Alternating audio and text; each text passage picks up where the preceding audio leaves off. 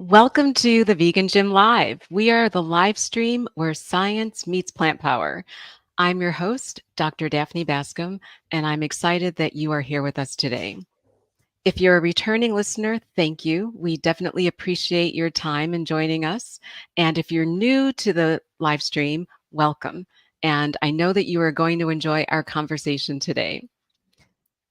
One of the things we love to do on the Vegan Gym Live is to empower you with cutting edge information that will optimize your health and fitness and help you live your best life.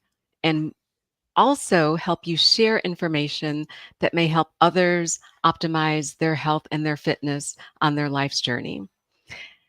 Today, we have a very special conversation and a very special guest because we are celebrating National Senior Health and Fitness Day. And for those of you who may not be familiar, it's a day where we celebrate opportunities to encourage seniors to move and to really be intentional about what they're doing related to their health and fitness so that we can prevent the risk of falls, so that we can support our seniors with aging in place. And to join me in this conversation is Coach Andrew. Andrew, welcome to the Vegan Gym Live. Thank you for having me, Daphne. I'm excited for this conversation. Andrew, I think this is the first time you have joined us on the Vegan Gym Live. Would you mind sharing a little bit about your backstory and how you became interested in how you became vegan, and then how you came to be part of the team at the Vegan Gym? Sure, absolutely. I could make that a long story, but I'll make it a short one. So I became vegan about 3 years ago. I actually just had my 3-year vegiversary. Apparently, there's a name for this. My Vegiversary. clients told me this the other day when the 3-year mark had hit. And really, for me, it was the result of interacting with a lot of information from some of the popular plant-based experts in the field. I think Simon Hill from at the Mhm. time the Plant Proof podcast, and he's since rebranded to The Proof. Interacting with the information that he was putting out at the time and a lot of his guests was really influential for me. I will tell people that I tried to go completely vegan once before and failed because my motivations were only for health and nutrition purposes for myself, and actually found that those reasons, although super compelling, weren't deep enough for me. And it was only when I interacted with footage about factory farming systems and how the animals are treated and the ethical side of veganism that it was possible for me to flip the switch overnight. So it's been about 3 years and I feel better than ever. Obviously, wouldn't go back and never plan to. Awesome. And what brought you to the Vegan Gym? What brought me to the vegan gym? Well, I was looking to give back to the community, the coaching community, but also I wanted to be a part of keeping more animals off of people's plates.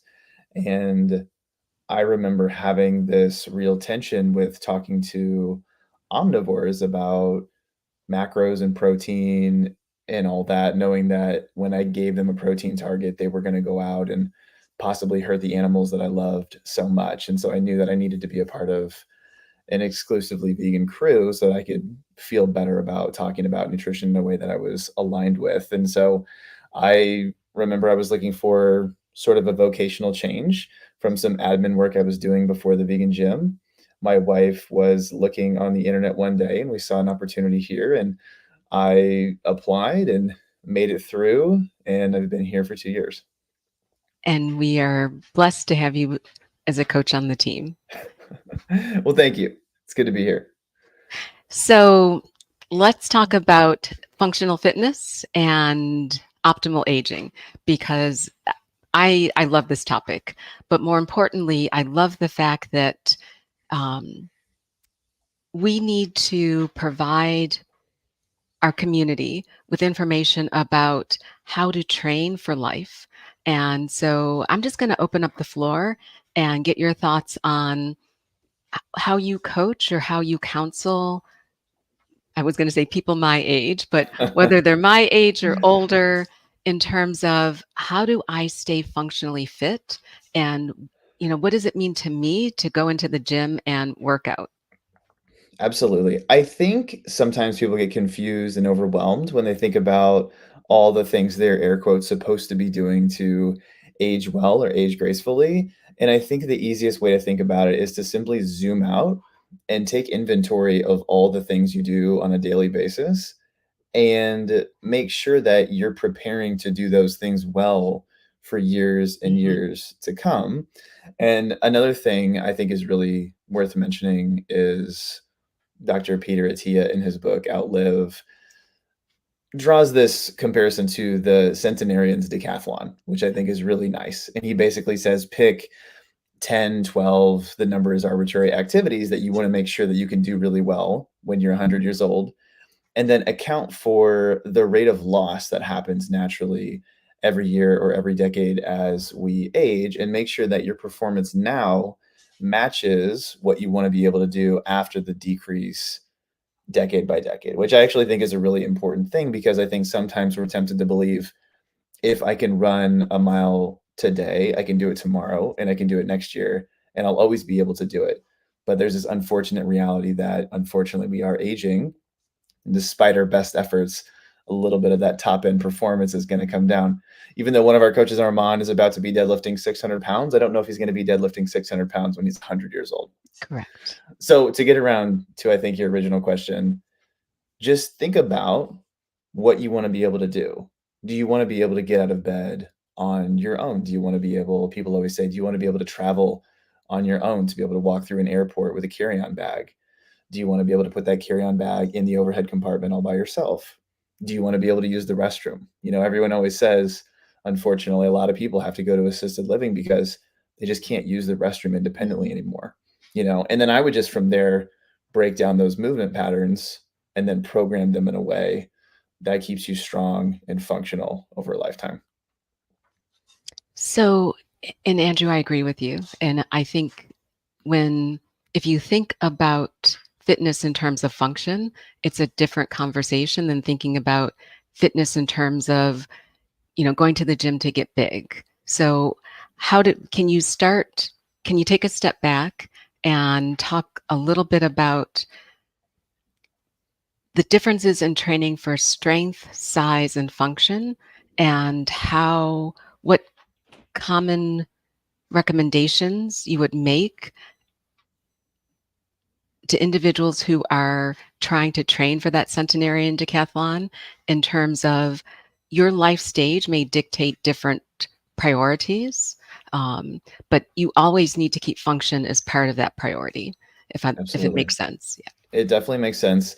And I feel probably particularly passionate about those distinctions because I don't think people know that they're different. I think a lot of people are just used to going to the gym and they have this routine that they either got from the internet or from their well intentioned trainer in person or hopefully from a credible source, but they just do the same thing for years and years and years. And I always tell my clients, look around at the people that you exercise with at the gym.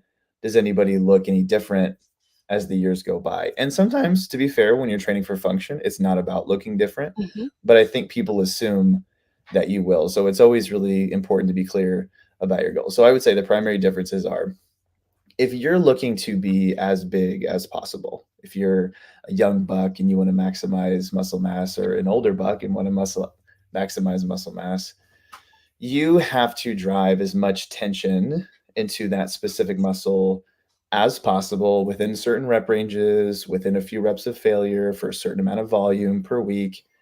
And generally speaking, more is better as long as you can recover from that volume and progress it over time. But what that results to is sometimes you will actually make movement patterns non functional and isolated so that you can grow that specific Mhm. muscle. So, for Mhm. example, you know, I think about maybe an overhead cable curl where you'd have like a curl set up, you know, horizontally and you're curling that toward your head because it's a wonderful, exactly, a wonderful way to isolate the bicep muscles, and you can grow them by doing that.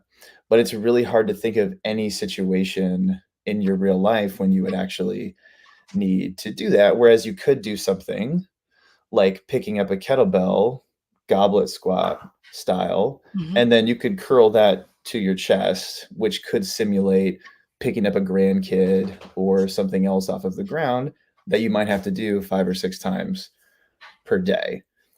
The reality, though, is that sometimes when you train for functional fitness, you can't get the same size benefits because it's a different goal, or at the very least, you'd have to be very, very calculated about the way you program that. And I don't know if we want to go into the weeds on that today, but I would say that's the big difference between size and function. And Mhm. then when it comes to strength, strength is usually accompanied by lower rep ranges Yeah. for less volume, whereas hypertrophy tends to be higher rep ranges, generally up to 30, not usually much past that, for more sets in general. So, um, you used two words, and I would love for you just to make sure that those in the community listening understand. One, progressive overload, and can you define what that is? And then what mistakes do you sometimes see in terms of people training and not understanding what progressive overload is? And then two, recovery, and why it's important to have people understand that you don't grow in the gym. Absolutely. Progressive overload is so important. It's one of those things that somehow gets missed by well-intentioned people because, again, I think we just get in routines and we look at the 20-pound dumbbells and we think those are my weights, that's what I always do. But by definition, if that's what you always do, you're probably not getting Yeah. any stronger and you're not giving yourself the margin to get a little bit weaker, unfortunately, as you age. So progressive overload is very simple. It's the idea that you need to be lifting more weight better and moving better over time. So if today you are squatting the 35-pound kettlebell, then eventually we would love to see you squatting the 44-pound kettlebell and then the 53, the 71, up, up, up until you can no longer hold a kettlebell in your hand. You have to graduate to another piece of equipment. And the way you do that, I think, can also be confusing because in the beginning, beginners progress so quickly. It's almost obnoxious for anyone who's been training for 5 or 10 or 20 years because we forget how good those newbie gains can Yeah. be, as people call them. And so you get used to being able to add 5 pounds a week or even 3 pounds a week. And you do that for weeks and weeks and weeks. And maybe for a complete beginner, for first 10 or 12 weeks, you can just do that and your strength seems to go through the roof. But as we know with progressive overload, that linear, or excuse me, that graphic representation is very asymptotic, and Mhm. that the curve is sharp at the beginning is very exciting. And then it does approach that limit because, if we could all just put 5 pounds to our bench press every week for the next two Wouldn't that be years, amazing? we would all be Mr. and Mrs. Olympia in no time. So I guess the practical and the simple way to put it for listeners is you need to be systematic in the way that you're logging your exercises, at the very least in the key movements that you want to progress over time. I know the downside of using a logbook is that it feels a little overly scientific, a little nerdy, and some people don't gravitate to that level of detail in those data points. But if you're always just what I call Freestyle Friday, just going into this gym Mhm. and picking up the weights that feel good, there's just no guarantee that you're ever going to get any stronger. And I feel like because of that, people miss out not only on the opportunity to get stronger, but they also don't push themselves. And it leaves you in this state of permacomfort that we know just doesn't generate results. Thank you. And that's important because it is easy just to, I always pick up the 20s. I'm going to go curl my 20s. Right. Um, so, And we can talk ano- about recovery too. yes, please. So, recovery, what I mean by recovery, because in my opinion, it's one of the concepts that it took me the longest to understand when I was getting into this industry myself, because they will tell you, and it's true, that more volume is better for size if you can recover from it, but nobody really knows what the recovery piece means. And so, directly and intimately tied into this idea of progressive overload is as you're overloading the weights over time, that's good and dandy, and you can add more sets and all these things. But if you can no longer recover from it in the sense that you can't hit those numbers session to session and you're actually regressing, then that's a red flag. And it means that your body has either reached its acute limit Maybe you need a deload, which means basically stepping away from that intensity from the gym for 3 days, 7 days, whatever it might be. Or you just need to take some time off, rest, recover, and come back again. And so that's why people get frustrated. They'll hear things like, well, you should do 10 to 20 sets per body part per week. First of all, 10 to 20 is a pretty big range. And then people will say, well, it could be even bigger than that. Some people will need more, some people will need less. And I think people are left feeling a little bit lost about where they fall on that spectrum. So the idea is, if you can do a workout and it's very doable, and you come back next time and you feel super fresh, you could probably boost the intensity and the volume of that first workout to the point that you feel a little bit less recovered the next time. And when you can no longer progressively overload, then you know that you cannot recover anymore. And to me, that's always been a nice guiding principle for recovery. Got it. Thanks for clarifying that. You're welcome. Um, because I don't think we invest in recovery and sleep enough as part of just overall being healthy. Absolutely. Couldn't agree more. So, two more pieces to being functionally fit that I'd love to touch on. Since we hit the 13-minute mark, I've been standing on one leg. Um, so, how do you incorporate balance and core stability into programming or conversations around being functionally fit and aging well? Because while we're bipedal, we do spend a lot of time really on one leg. And one of the highest reasons for morbidity and mortality for seniors are falls.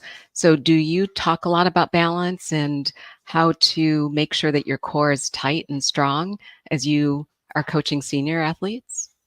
Absolutely, it's super important. And I'm realizing now that this functional fitness conversation is a deep ocean that could, I'm going to switch be feet. something that we swim through for hours. But yes, absolutely.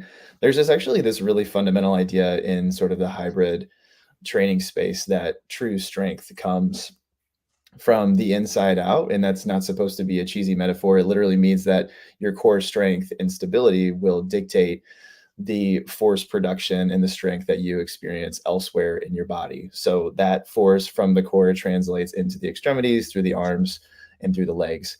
And so, yes, core stability is super important. And I think maybe one very specific thing we could give people today is crunches are not the only way to work your abs. And I would actually say Thank you.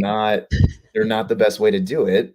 Isometric holds, and isometric meaning something where you're just holding a position, is probably the place to start for most people. That would be something like a plank. It could be elbow supported. It could be a high plank position with straight arms. It could be what we call a hollow body hold, Mhm. dead bugs, things like that. But to your point about balance work as well, single leg work is super important when you think about functional fitness. So again, I'm trying to give people as much value as I can in this short little window. But if you think about, as good as a squat pattern is there any way that we can incorporate something unilateral, Yeah. meaning one legged, like a lunge? And you know me because we work together, but lunging is my favorite thing for lower body development in all populations and demographics, much more so in elderly populations.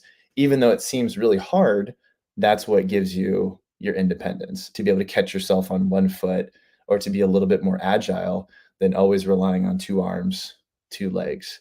You could do this with single arm presses, with a kettlebell, with a dumbbell.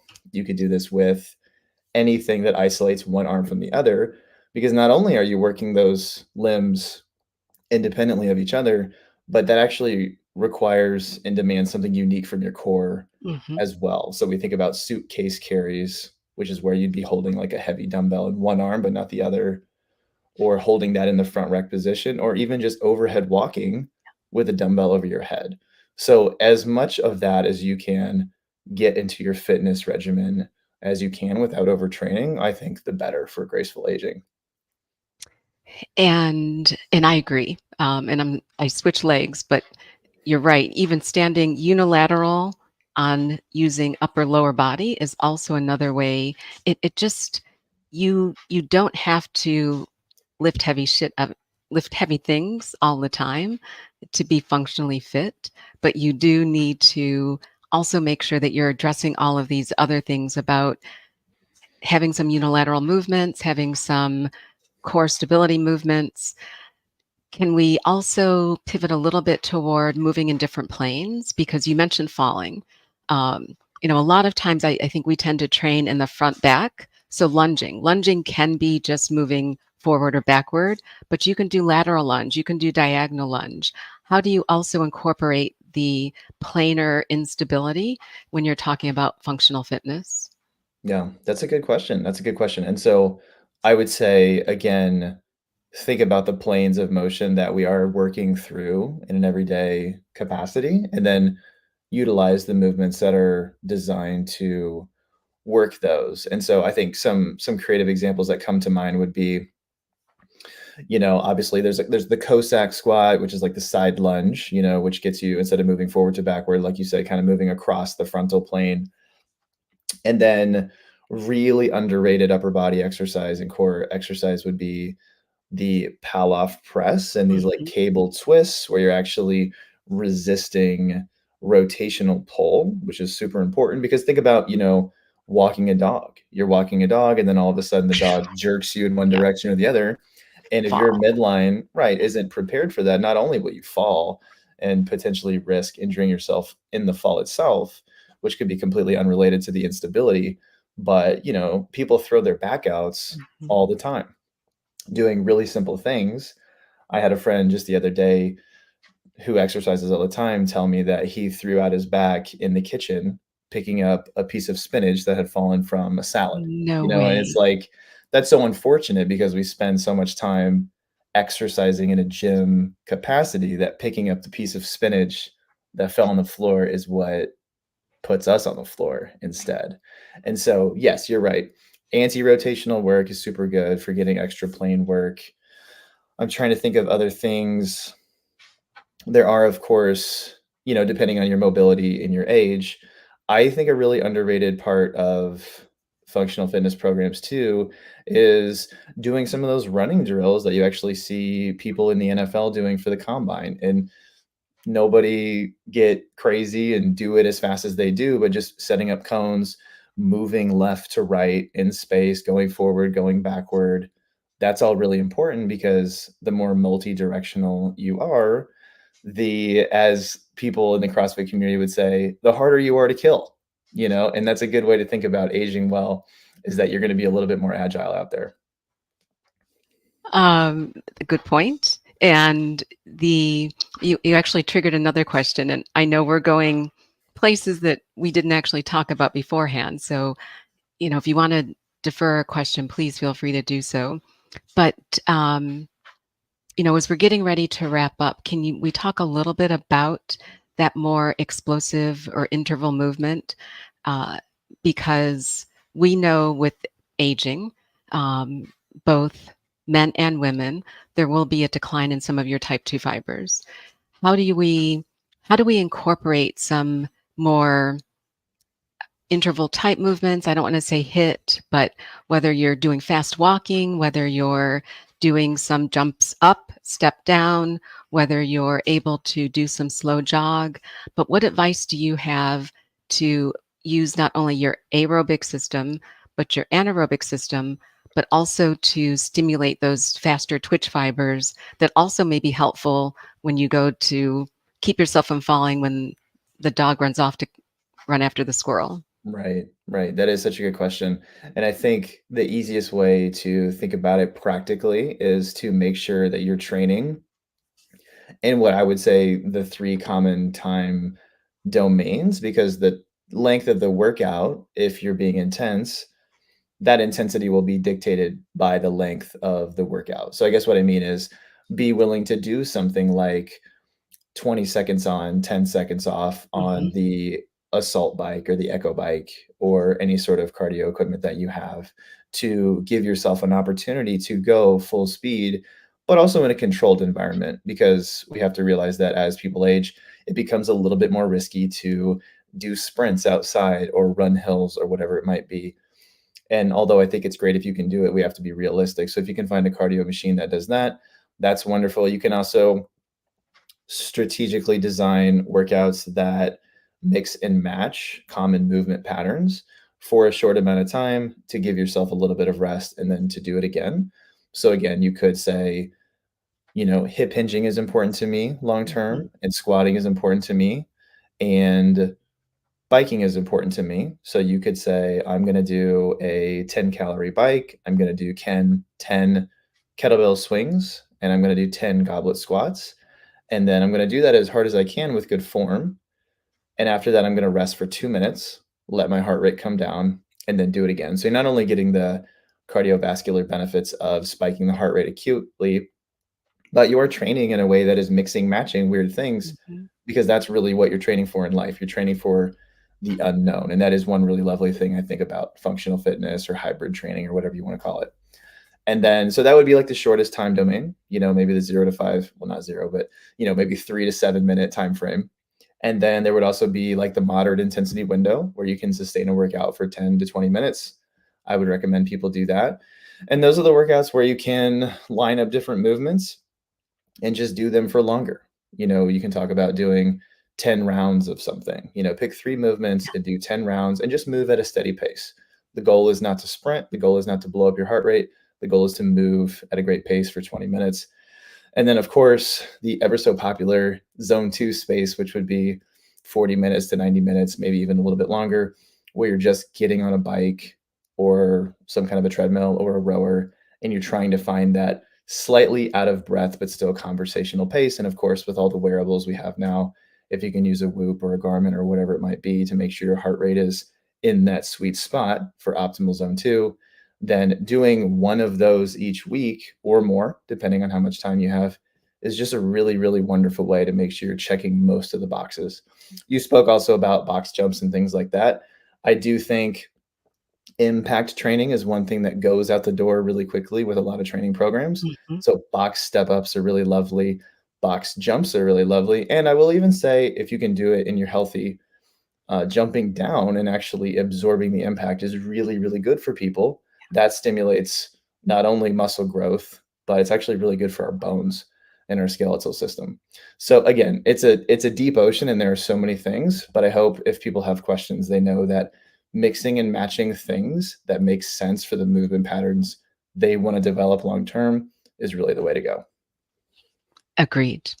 And just to, reinforce what Andrew was saying, these are all recommendations. We would encourage you to talk to your healthcare team, your coach, not necessarily go out and change your current workout regimen to incorporate some of the things we've been talking about today. But we want to educate you and give you the knowledge to understand how, what do you need to do to remain healthy, fit, strong, retain as much muscle, retain as much strength, retain as much function as you continue to go into your 70s, 80s, 90s, and into the centenarian part of your life. And that's really our message today, that you can be functionally fit and you can age well, but you have to be intentional about doing it. Absolutely. Daphne, can I say one more thing? I'll be quick. Absolutely. I'll be quick. No, take your time. We've got a minute. I would just like to say that there's no better time than today to start, even if you feel like you're behind, because I Agreed. don't I don't say this to scare people, but it only gets harder just due to the natural processes we see with muscle loss and age-related decline. So, and I say that to myself, there's no better day to start doing these things than today. You're not too late. Today is always the right day to start. So just to put a little bit of urgency and pep in people's steps, I'd love to leave people with that today. Today is always the right day to start. And that's a mic drop. Absolutely. Andrew, thank you. This is, I mean, as you said, this again is meant to be, just to get people's minds turning about this topic. I think National Senior Health and Fitness Day, it's a great opportunity to have this conversation. It could be a multi-hour conversation. And really appreciate you coming on with us today to talk about this. I was going to throw in there rucking to see what your thoughts are about Yes, so rucking. good. Are you a rucker?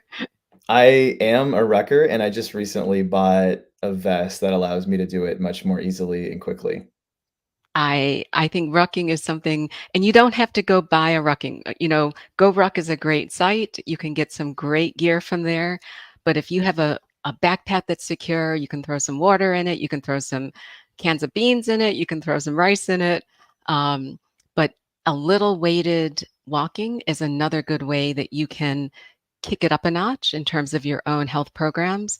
You don't have to belong to a CrossFit gym. You don't have to belong to Planet Fitness. Everything that Andrew shared with you today, we could show you how to do in the comfort of your own home, your own backyard, or anywhere that you choose, because your body is with you all the time and you need to treat it well starting today. Absolutely. So well said. Andrew, any last words of advice for our listeners? Mm. Words of advice, find a way to enjoy it. Life is worth living, and it's a lot more fun when you have the physical freedom to do so. So if this feels like a burden, remember there's a great reward on the other side of what seems like a burden at the beginning. Yes. Thanks, Andrew. Thanks for joining us today. I You're want to welcome. thank Thank you. all of our listeners. And please, if you have a senior in your life that you love, share this with them so that they can benefit from what you're learning. As Andrew said, today is the best day to start this consistency and this habit. Andrew, I look forward to having you back to continue on this conversation another time. But for those of you listening, thank you. We are off the air next week, but I'll be back on June 12th with Coach Nathan, and we're going to be talking about some of the science underlying cold water immersion, which I think is going to be a very fun conversation. Until then, stay strong, keep pushing forward, and remember, we care about each and every one of you. Thanks so much, and be well.